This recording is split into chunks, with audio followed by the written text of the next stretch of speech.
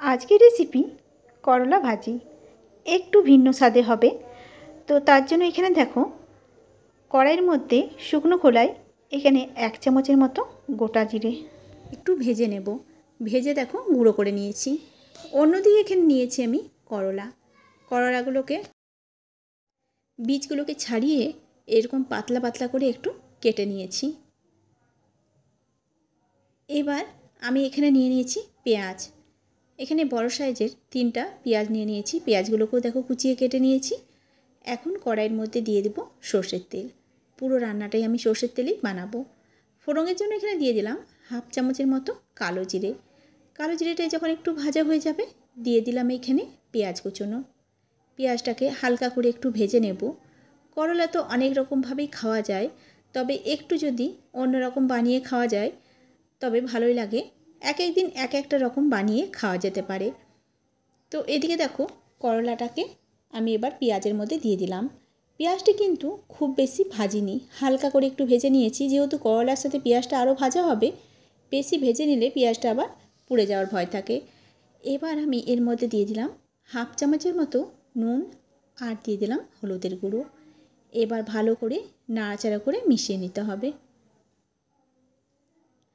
এখন কম আঁচে এই করলাগুলোকে এভাবেই ছড়িয়ে দেব।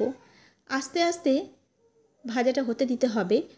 চুলার আঁচটাকে এই সময় একেবারে কমে রেখেছি, এতে করে করলাটা সেদ্ধও হবে আর ভাজাটাও খুব ভালোভাবে হবে।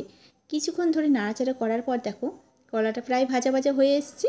এখন আমি দিয়ে দিলাম রসুনটাকে একটু থেতো করে নিয়েছিলাম আর দিয়ে দিলাম চেরা কাঁচা লঙ্কা। এখন রসুন আর কাঁচা লঙ্কাটা দিয়ে আবারও ভালো করে এইভাবে নাড়াচাড়া করে করলাটাকে একটু মিশিয়ে নেব। আঁচটাকে কিন্তু আমি কম আঁচে দিয়ে রান্না করছি। এখন একটু সময় ঢাকা দিয়ে রাখবো, এতে করে রসুনটাও সেদ্ধ হয়ে যাবে আর করলার থেকে তেল ছেড়ে আসবে। কিছুক্ষণ আমি ঢাকা দিয়ে রেখে দিলাম। এরকমভাবে করলা ভাজলে কিন্তু তেতোটাও খুবই কম লাগে আর বাচ্চারাও কিন্তু অনায়াসে খেয়ে নেবে। এখন দেখো এক পাশটা পুরো লাল হয়ে গেছে। এখন আমি আবারও এভাবেই পাল্টে দেব।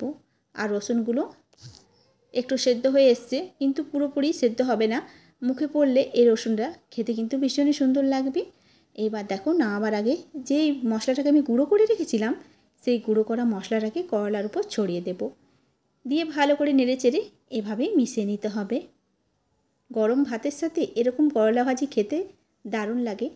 আশা করছি তোমাদের আজকের রেসিপিও ভালো লাগবে। আর কালারটাও দেখো কতটা সুন্দর হয়েছে। তো তৈরি হয়ে গেল আজকের রেসিপি করলা ভাজি।